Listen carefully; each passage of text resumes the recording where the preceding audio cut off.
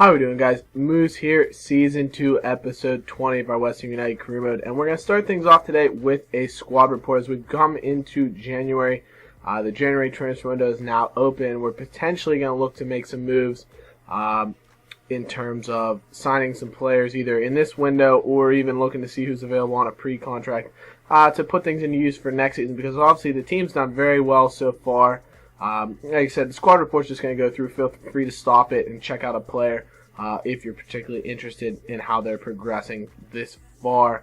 But like I said, we might look for pre-contracts, we might look for transfers depending on what players are the asking prices. But like I said, we don't have a ton of money. I think we're looking at about $2 or $3 million right now, even with that $2 million we got from the Europa League getting out of the group stages. But so we're not really looking at a ton of money, and players' asking prices in January go up a ton, so it's going to be tough for us to bring anyone in right now. But we're going to do the best we can and see what goes on.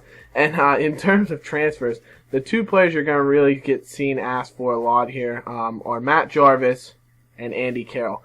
And really, my thought process on this is players' asking prices go up in January. And if they don't ask a ton for us, like I said, you see a bunch of players we have on a short list here potentially interested in. And here's our budget, like I said. But you're going to see Carroll and Jarvis. And like I said, we need to get into, ideally, the Champions League this season in that fourth spot to get into the qualifying rounds. As we take a look at the table, we're currently in fourth, 2 points ahead of Liverpool, with every team at the halfway mark of the season. So that's fantastic for us. We're holding our own.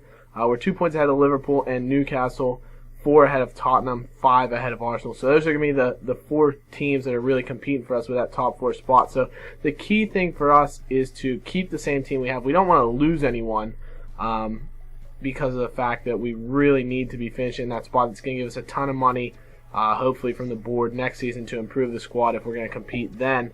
But like I said, the team's fantastic right now. We don't want to give up players for anything less than what's going to give us a big profit and allow us to bring in good players. So for Jarvis, basically I said at $20 million was his asking price. If they're going to give me 20, anywhere from 15 to 20, I'll be completely happy with. We can bring in a nice young player, maybe 2 players. And with Carroll, I had said earlier in the season that his release clause was $30 million. We bought him for 15, obviously. Well, we didn't particularly, but West Ham bought him for $15 million from Liverpool before we joined the team to start this career mode. And so we're not going to let him go for anything less than that, certainly.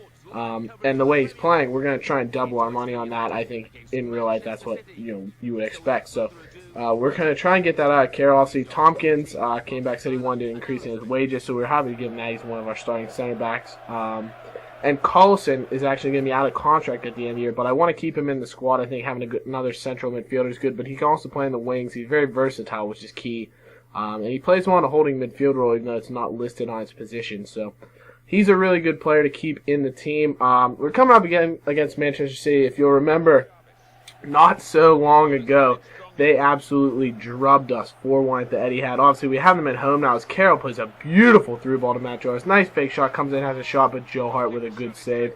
And like I said, we got absolutely hammered at the Etihad. They ran all over us. They deserved the 3 points, just crushing us. And so we came out, we dispatched the diamond for this game and went with a more conservative 4-2-3-1. We kind of sat back a little bit and played on the counter because I think that plays to our strengths. I think that was Gomez just hammered a shot off the post there.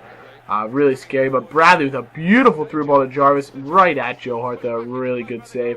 So we came out in a 4-2-3-1, just looked to harry Man City, not give them a ton of chance. Obviously, they had like 22 shots on 11 on target the last time we played them when we lost 4-1. So we wanted to cut that in half at the least, just to keep ourselves in the game and give us a chance here. But some good defending. Man City just passing the ball around, but we have plenty of men behind the ball, and we eventually force a shot wide from Fernandinho. But really good tackle for Michael Bradley. Forces a terrible pass that Matt Jarvis is able to intercept here in the 46th minute. Plays a oh my God, it's an absolute peach of a ball over the top to Andy Carroll, and he smashes it in the top right corner. So he shows he's not all about headers. That is a beautiful control. We get a little bit lucky that the defender slips and goes down, but Carroll, with the frame of mind to just take control of that, hammer it into the top right-hand corner past Joe Hart. Look at how that's just an unbelievable shot there into the right corner. absolutely beautiful, and it gives us a shock 1-0 lead. Ravel Morrison, a nice roulette to get past the defender, turns back inside, nearly plays the ball to the back post of Andy Carroll, but Joe Hart is able to counter it away. Jesus Navas then picks up the ball, gets around Mark Noah, plays it in looking for Mario Gomez. He actually puts it in the back of the net, but the referee whistles for a penalty, pretty similar to that goal that Carroll scored a few episodes ago when he scored the header, and they took the goal back, gave us a penalty. Jovetic steps up, and he actually misses the penalty. The rebound then is saved by Adrian. David Silva tries to play back. Adrian with another save, so 2 saves and a crossbar allow us to escape unscathed from a play that really should have been a goal. Ravel Morris with a beautiful step over there, lays it to Carroll, and he really should have scored there. At least tested Joe Hart, would have been a great chance. But set pieces, set pieces, set pieces. The ball played into the substitute, Jean Gudetti. Great save by Adrian. And Jovetic on hand to make us pay in the 80th minute to provide the equalizer for Manchester City. So really disappointing. It's another set piece. Well, it's not really a set piece per se, but a corner just killing us there. Obviously, we gave up the goal at the back post to Malmo. We gave up one to Wigan, and now we give up one to Manchester City. So disappointing to give up that equalizer. We've been playing so well, defending really well. Adrian had a few fantastic saves. We even escaped that penalty scare, but Gat plays the ball past Dos Santos into Marky Noble, and it's a good save from Joe Hart, who's done well, but we have played the ball at him, a few times, kind of right at him. The ball then played to Michael Bradley, comes in, has a shot, and right at Joe Hart yet again. Really good power from Bradley from range, but that is full time, so a huge turnaround from us, obviously, changing from a 4-1 loss to a 1-1 draw. That's a huge turnaround for us and something that I'm really happy with. Take a look at that. City still with 16 shots. They held 56% possession, but I think that can be attributed to us playing, a counter-attacking sit-back style. But we did get 11 shots and 7 on target of our own, which is a huge improvement. Honestly, I thought we played a whole heck of a lot better, so that's fantastic to see. But we get another offer for Jarvis. I'm going $20 million again. Borussia Mönchengladbach. His value is $4.3 million. He's 78. He's 28 years old, obviously, which hurts his value.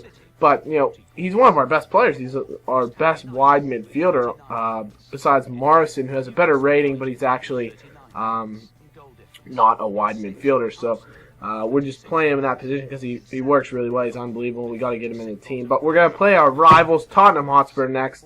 And we want to unnerve them, obviously. It's a game we should be able to win. We beat them in the league. And hopefully it will continue here. But we get some good news. Tompkins and Collison both have accepted their contracts. So Tompkins gets a bit of a raise, and Collison will be here next year. But take a look at this news. Manuel Neuer going to Barcelona. Obviously, they needed a goalkeeper with Valdez leaving. I don't know if he actually left in-game. Might take a look at that. Just to see if he did or not. But they signed Neuer to take over for Valdez, which is a huge move, obviously, for Barcelona. They need a goalkeeper, so it's kind of reasonable. But, number one, the fee was only £18.5 million. Like Bayern would ever give him up for that much money. He must have asked for a transfer. And also, who's Bayern going to play in goal now? So it really opens up a ton of questions at the Champions League level. But it's a pretty interesting move to see in career mode. So we come out with the 4-2-3-1 again. Normally we play the diamond against Tottenham. We used it to great effect last time in that 1-0 victory. But we're playing away at White Hart Lane, so I thought the 4-2-3-1 would be a little bit better, especially with our personnel. We actually had a few players that were really tired because this game wasn't too far after the Man City game. But take a look at this. This has got to be a free kick. How is it? This is literally the definition of a free kick. Lacazette plays the ball around the defender with a dribble. He goes to get the ball, and he's just taken out. Should have been a free kick on the edge of the box in a real goal-scoring situation, but unfortunately for us, it's not. Lacazette then gets a great chance. It's blocked away by Kirikez, but it's a poor clearance. Collison's able to get doesn't get a head on it, but it's failed to be cleared by Tottenham. Lacazette then plays the ball out wide to Stuart Downing, who gets a start in the left attacking midfield position. Plays it in for Kevin Nolan, and he has an absolute monster of a miss. He's literally 5 yards away from goal and can't put it in. Lacazette then applying some pressure up at the top. It's a little bit different. We played him up top on his own, so he's a little bit isolated. Obviously, he had some runs from Downing, and Joshua Gatt were playing in the advanced outside midfield positions. He had no one in support, but Lacazette, he doesn't have the size of Carroll, so you can't really play the ball up to him in a similar way as playing a target man. But Carroll was just a bit tired, and I thought it would be better. As Nolan misses another sitter. What a chance from Kevin Nolan. So really disappointing to see him miss those chances. But he's played well for us this year, obviously much better than last year. And he's not a bad option to go to now. Also, he'll be retiring at the end of the season. That'll be huge, losing it, but a huge chance for Sandro with a header there as he loops it over to Adrian, but not into the back of the net, thankfully. Sigurdsson then picks up the ball out wide, plays in for Adebayor, has a header, huge save from Adrian. Soldado hits the post, and then it is skied over the bar by Sandro, I believe. Soldado, though, from point-blank range hits the post, so we do escape unscathed. Very luckily, Soldado misses. He then gets another chance here as the ball's played in. A good save down to his near post from Adrian, who's come up very clutch here in the end of the game. As Tottenham really piled on the pressure in the last 10 or so minutes. Another great chance that Adrian saves on Sigurdsson. A second chance that he pushes wide. Adebayor then plays the ball in, and Winston Reed's able to get ahead onto it and clear it away. And we escape with a 0-0 draw. So it's another huge point for us. I think any point against one of those teams I had shown you in the top 8 of the table is huge for us away from home.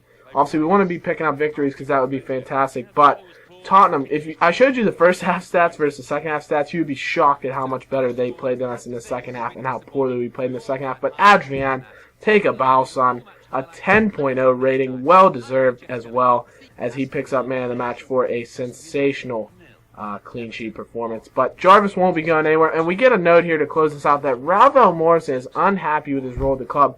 I don't understand. He plays every game in the league except for this past one because he was tired fitness-wise, and other than that, I don't know. So we'll see how that unfolds. But thanks for watching, guys. Leave a like, subscribe, and we'll see you in the next episode. Bye-bye.